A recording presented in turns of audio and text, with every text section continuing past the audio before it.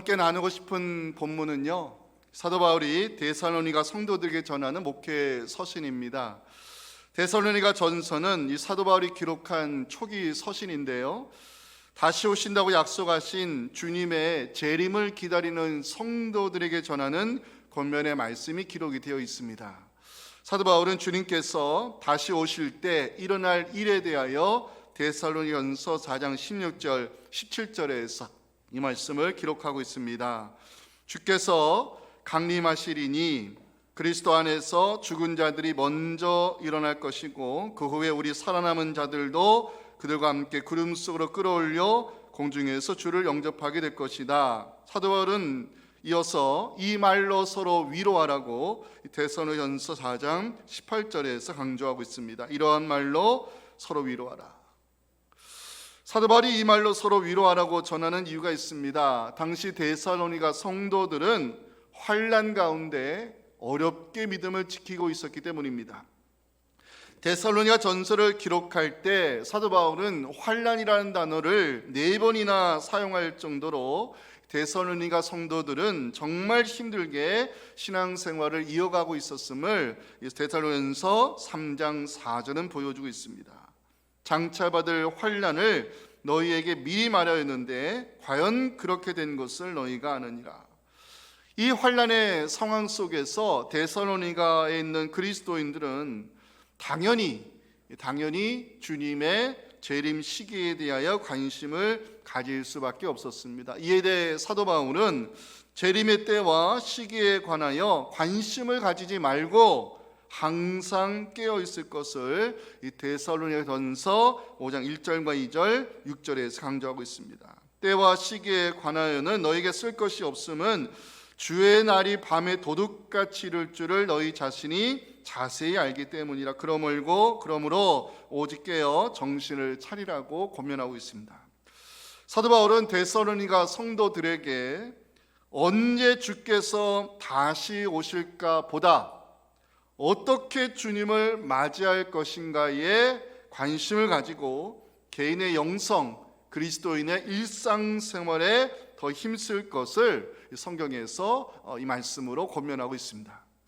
주님의 오심을 소망하는 성도는 먼저 말씀 사역자들의 수고를 알아주고 그들을 귀히 여기며 좋은 관계 속에 믿음 생활할 것을 데살로니가전서 5장 12절 13절에서 권면하고 있습니다. 같이 읽어볼까요?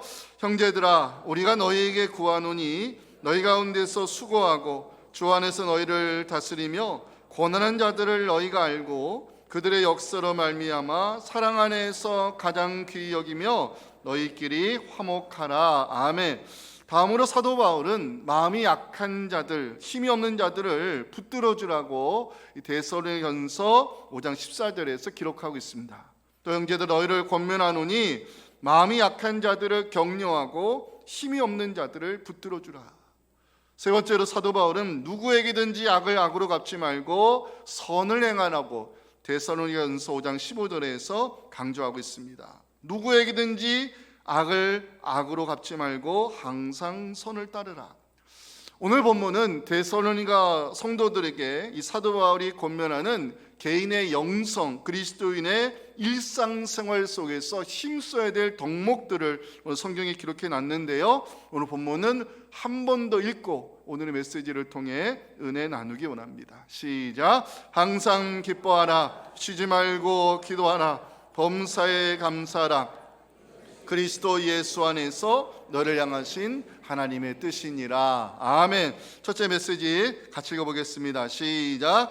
그리스도인은 상황과 감정에 지배받지 말고 의지적으로 기쁨을 선택해야 합니다. 우리 16절 보니까 항상 기뻐하라. 뭐가 눈에 들어오세요?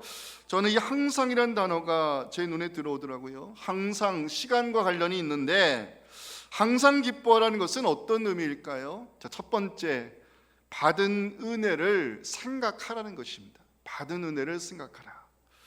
기쁨은 성령의 9가지 열매 중 하나죠. 기쁨으로 번역한 헬라어는 카라입니다. 카라. 이 카라와 같은 어근에서 나온 단어가 있어요. 우리가 좋아하는 은혜라는 단어입니다. 기쁨과 은혜는 같은 어근에서 유래한 것으로 기쁨과 은혜가 서로 연결되어 있다는 것을 성경이 보여주고 있습니다. 어떻게 항상 기뻐할 수 있을까요? 받은 은혜를 생각하면 가능하다는 것입니다. 소망교회를 목회하셨던 김지철 목사님은 항상 기뻐할 수 있는 비결을 보물찾기에 비유하여 설교하신 적이 있습니다. 우리가 언젠가 그 미사리 가서 전교인 걷기들 했고 보물찾기 시간을 가진 적이 있잖아요. 저도 보물찾기에 나섰을 때 그 의자 밑에서 나뭇가지 사이에서 그 두 개의 그 보물이 적힌 쪽지를 발견한 기쁨을 제가 지금도 기억하고 있습니다. 보물찾기를 하면요, 어린아이고 어른이고 평소 관심을 갖지 않던 곳을 찾게 됩니다. 맞죠? 의자 밑, 나뭇가지 사이, 돌을 들춰보기도 하고요, 담장 밑을 찾아보기도 합니다. 그런데 숨겨진 보물이요, 평소 우리가 관심을 갖지 않던 곳에 숨겨있는 것을 발견하게 됩니다. 보물찾기가 우리에게 주는 교훈이 있어요. 높은 곳만 보고 살았다면 낮은 곳도 한번 보라는 것입니다. 먼 곳만 보고 살았다면 가까운 곳도 둘러보라는 것입니다. 내 옆에 내 주위에 보물이 있다는 사실을 모르고 살아가는 우리, 높은 곳만 먼 곳만 바라보고 열심히 달려가고 있다면 낮은 곳 그리고 가까운 곳도 둘러보라는 것이 보물찾기가 주는 교육적 효과입니다. 우리는 엉뚱한 곳에서 보물을 찾으려는 경향이 있어요. 그런데 의외로 기쁨이라는 보물은요, 우리 가까이에 숨어 있다는 것입니다. 항상 기뻐라는 말씀, 하나님께 받은 은혜를 생각하라는 메시지로 해석할 수 있습니다. 하나님이 주신 은혜의 선물들이 가까이 있다는 것입니다. 하나님이 이미 베풀어 주신 숨겨진 보물들이요, 우리 주변 가까이 있다는 것입니다. 받은 은혜를 생각하는 것, 숨겨진 은혜를 찾아내는 것, 이것이 항상 기쁨의 삶을 살 수 있는 비결이 아닌가 생각됩니다. 두 번째, 어떻게 항상 기뻐할 수 있을까요? 의지적으로 기쁨을 선택하라는 것입니다. 기뻐하는 삶을 살아가는데 방해하는 것들이 무엇일까 생각해 보니까요, 상황과 감정이 있더라고요. 내가 원하는 상황이 전개되지 아니하면 기쁨의 삶을 살기가 쉽지 않습니다. 오히려 화가 나고 불편한 마음을 갖게 되는 것이 현실입니다. 또 감정이 상하면, 자존심에 상처가 나면 기쁨은 멀리 도망가 버립니다. 상황 감각이 우리 기쁨의 생활에 얼마나 방해가 되는지 우리는 알고 있습니다. 어떻게 항상 기뻐할 수 있을까요? 상황과 감정의 노예가 되지 말고 의지적으로 기쁨을 선택하라는 것입니다. 여기에는 우리의 결단이 필요합니다. 상황과 감정은 우리에게 분노하라, 불평하라 요구하여도 그리스도인은 의지적으로 기쁨을 선택해야 된다고 성경은 가르치고 있습니다. 오늘의 선택이 내일의 삶을 결정하듯 우리가 지금 기뻐할 것을 의지적으로 선택하면 하나님은 내일의 기쁨을 책임져 주실 것입니다. 상황과 감정에 지배받지 않고 의지적으로 기쁨을 선택했던 사람이 바로 데살로니가 전서를 기록한 사도 바울입니다. 사도 바울 데살로니에 들어가 복음을 전하기 전에 빌립보에서 고난과 능욕을 당한 적이 있습니다. 데살로니가전서 2장 2절 보실까요? 너희가 아는 바와 같이 우리가 먼저 빌립보에서 고난과 능욕을 당하였으나 우리 하나님을 힘입어 많은 싸움 중에 하나님의 복음을 너희에게 전하였다고 기록합니다. 사도 바울이 빌립보에서 당했던 고난과 능욕은요, 복음을 위한 것이었습니다. 사도 바울이 빌립보서를 기록할 때 옥중에 있었지만 성도들에게 주 안에서 항상 기뻐할 것을 빌립보서 4장 4절 말씀으로 권면한 적이 있습니다. 함께 읽어볼까요? 주 안에서 항상 기뻐하라. 내가 다시 말하노니 기뻐하라. 아멘. 사랑하는 성도 여러분, 기뻐할 것이 보이지 않으십니까? 받은 은혜를 생각해 보시고 숨겨진 은혜를 발견하시기 바랍니다.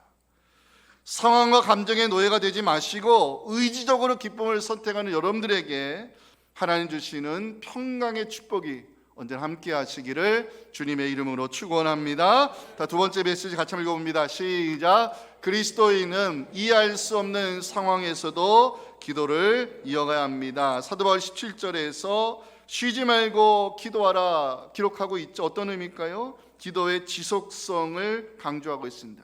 쉬지 말고, 이 단어를 찾아봤어요. 잘 들으세요. 쉬지 말고 헬라어로 밑바닥을 가리키는 뜻이 들어가 있더라고요. 쉬지 말고는 밑바닥에서도 멈추지 않는 이런 의미입니다. 쉬지 말고 기도하라. 사도 바울이 전하고 싶은 메시지가 무엇인가를 묵상해 보았습니다. 첫째는 이해할 수 없는 상황에서도 기도를 포기하지 말라는 것입니다.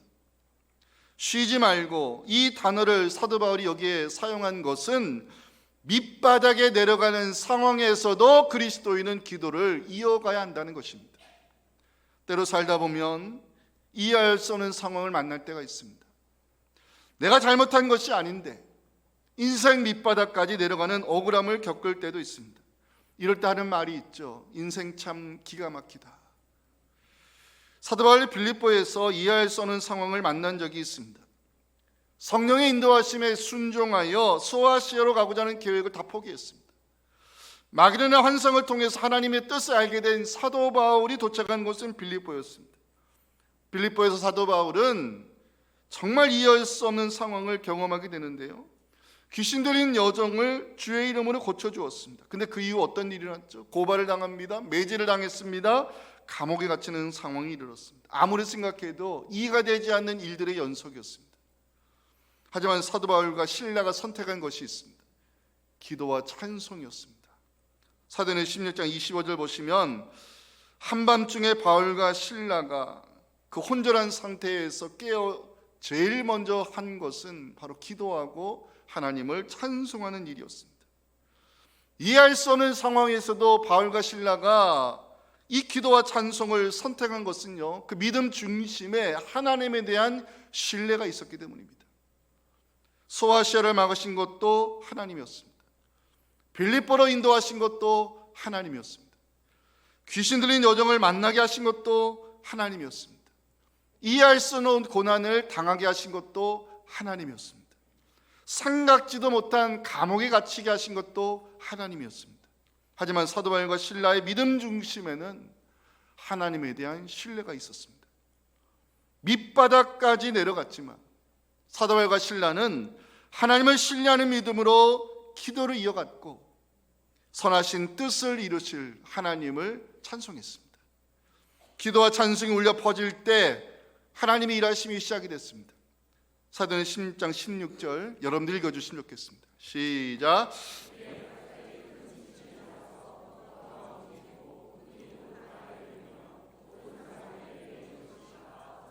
아멘. 말씀을 묵상하는 가운데 우리를 향하신 하나님의 뜻을 알게 됐습니다. 그리스도인은 이해할 수 없는 상황에서도 기도를 이어가야 한다는 것입니다. 어떤 환경에서도 기도를 포기하지 않는 여러분들에게 하나님의 일하심이 나타나 매인 것이 풀어지는 기적 경험하시기를 간절히 소망합니다. 항상 기도하라. 어떤 뜻일까요? 하나님 중심의 기도를 드려야 한다는 것입니다. 항상 기도하라. 사도 바울은 어떤 상황에서도 기도를 이어가라는 기도의 지속성을 강조하면서 여기서 중요한 단어를 성경에 사용하고 있어요. 기도하라는 단어입니다. 잘 들으세요. 보통 성경에서 기도하는 사람이 자신의 마음의 소원, 또 자신의 문제, 자신의 필요를 위해 하나님께 드리는 간구를 헬라어로 데오마이라고 합니다. 데오마이는 기도하는 사람의 필요에 그 초점이 맞춰져 있는 단어입니다. 그런데 사도 바울은 여기서 데오마이 단어를 쓰지 않았습니다. 대신에 프로시코마이, 이 단어를 여기서 사용하고 있습니다. 프로시코마이는 하나님의 뜻이 이루어지기를 바라는 하나님 중심의 기도입니다. 사도 바울이 데살로니가 성도들에게 자신의 필요를 위한 간구보다 하나님의 뜻이 이루어지기를 바라는 하나님 중심의 기도를 드리라, 이것을 강조하는 이유가 있습니다. 예수님이 그렇게 기도하셨기 때문입니다. 십자가의 손을 앞에 두시고 주님께서 겟세마네 동산에 엎드려 기도하실 때 그 유명한 기도를 우리는 알고 있죠. 그게 데오마이가 아닌 프로시코마이, 하나님의 뜻이 이루어지기를 바라는 하나님 중심의 기도를 예수님 드리셨습니다. 다 같이 마태복음 26장 39절을 읽겠습니다. 시작. 조금 나아가사 얼굴을 땅에 대시고 엎드려 기도하여 이르시되 내 아버지여 만일 할만하시거든 이 잔을 내게서 지나가게 하옵소서. 그러나 나의 원대로 마시옵고 아버지 하옵소서 하시고. 아멘. 사랑하는 성도 여러분, 이해할 수 없는 상황이 간다 할지라도 그리스도인들은 기도를 포기해서는 안 됩니다.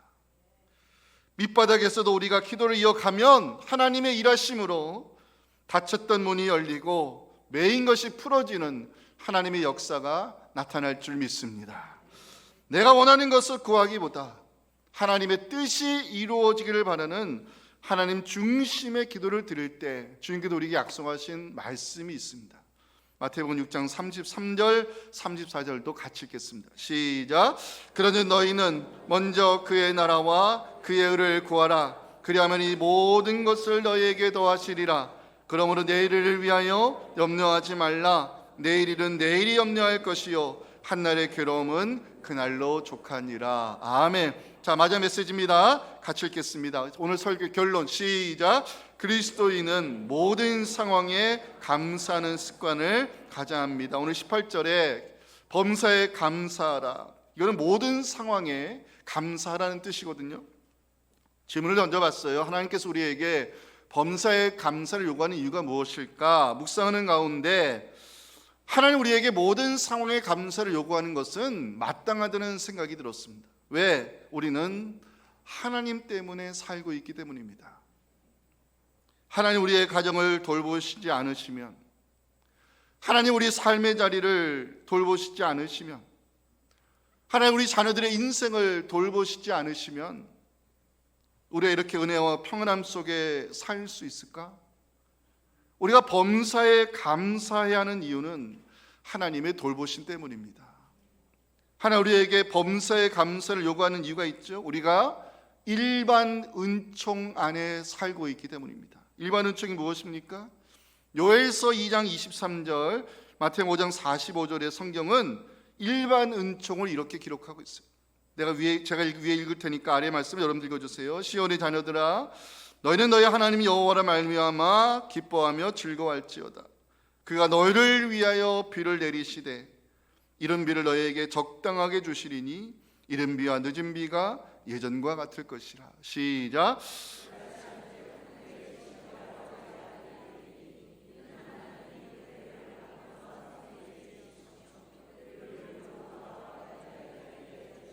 이게 일반 은총입니다. 사람이 살아가는 모든 환경을 돌보시고 운영하시며 살 수 있도록 하시는 분은 바로 창조주 하나님이심을 우리는 잊어서는 안 됩니다. 어떻게 하면 우리가 범사에 감사하며 살 수 있을까를 고민해 봤습니다. 시각과 청각 장애를 가지고서도 멋진 인생을 살았던 헬렌 켈러가 쓴 수필 사흘만 볼 수 있다면, 이 글에서 범사에 감사하며 사는 삶이 얼마나 중요한가를 배우게 되었습니다. 제목 사흘만 볼 수 있다면. 첫째 날, 나는 친절과 우정으로 내 삶을 가치 있게 해준 설리번 선생님을 찾아가 이제껏 손끝으로 만져서만 알던 그녀의 얼굴을 몇 시간이고 물끄러미 바라보면서 그 모습을 내 마음속에 깊이 간직해 두겠다. 그러고는 밖으로 나가 바람에 나풀거리는 아름다운 나뭇잎과 들꽃들, 그리고 석양에 빛나는 노을을 보고 싶다. 둘째 날, 먼동이 트며 밤이 낮으로 바뀌는 웅장한 기적을 보고 나서 저녁에는 보석 같은 밤하늘의 별들을 바라보면서 하루를 마무리하겠다. 마지막 셋째 날에는 사람들이 일하며 살아가는 모습을 보기 위해 나는 아침 일찍 큰 길에 나가 출근하는 사람들의 얼굴 표정을 볼 것이다. 그리고 저녁이 되면 네온 사인이 반짝거리는 쇼윈도에 진열되어 있는 아름다운 물건들을 보고 집으로 돌아와 나를 사흘 동안만이라도 볼 수 있게 해주신 하나님께 감사의 기도를 드리고 다시 암흑의 세계로 돌아가겠다. 헬렌 켈러가 그토록 보고 싶었고 만지고 싶었고 느끼고 싶었던 것들이 사실은 우리가 항상 일상의 삶에서 매일 보고 느끼고 만지고 있는 것들입니다.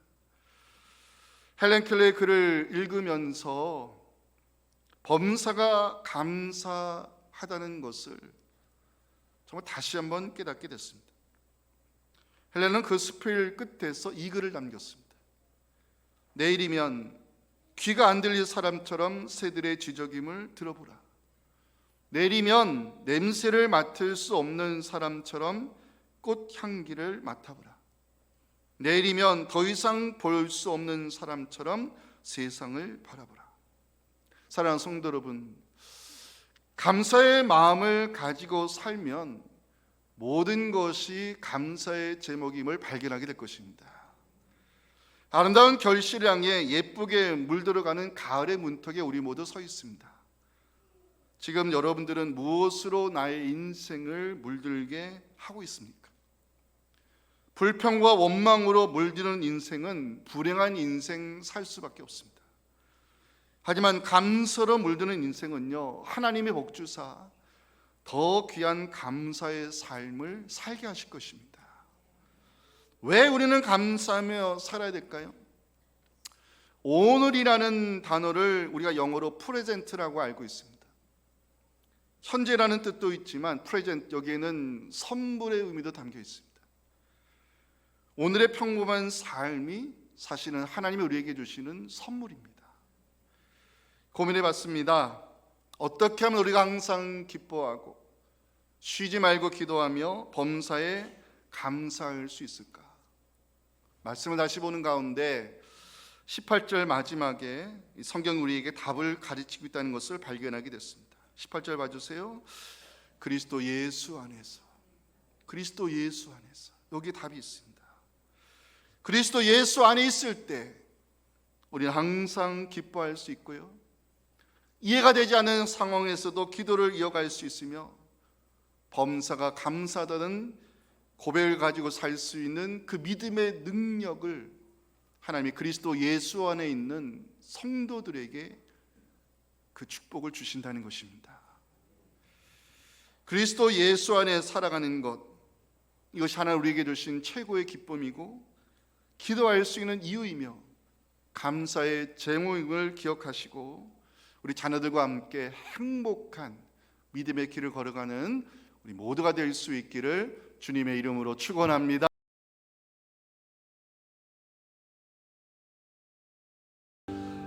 지금 우리의 생명이요 모든 것 되시는 우리 구주 예수님의 은혜와 사랑하는 성도들의 기도를 들으시고 닫혔던 문을 열어주시고 때가 되어 메인 것을 풀어주시는 우리 아버지 하나님의 크신 사랑과 성령의 역사 감동하심이 오늘 우리 자녀들 세대와 함께 예배드리며 주의 종들을 통해 주신 이 말씀을 가지고 항상 기뻐하며 쉬지 않고 기도하며 범사가 감사하다는 이 고백을 가지고 하나님 주신 이 귀한 가정을 천국 가정으로 만들고 육신의 가족을 하나님 나라의 가족으로 만들어 주님 앞에 예배자로 세우며 허락하여 주신 이 대치동 교회를 하나님 앞에 영광스러운 교회로 우리 자녀들과 함께 세워가기를 다짐하는 우리 사랑하는 성도님들의 그 가정의 기도 제목들과 우리 자녀들의 인생 여정과 우리 섬기는 교회 위에 지금부터 영원토록 함께 하시기를 간절히 축원하옵나이다. 아멘.